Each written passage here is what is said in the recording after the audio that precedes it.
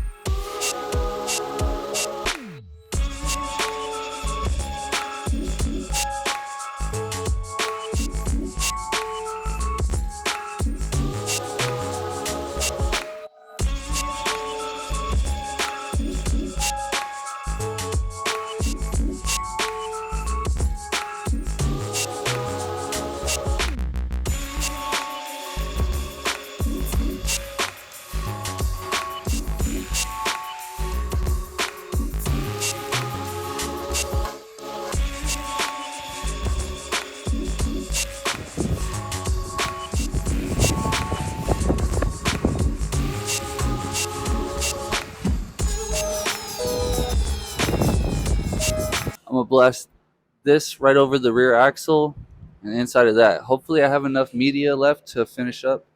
I've got one fan here and I've got two inside the compartment of the car. Work my way down this way and I'm gonna blast from left to right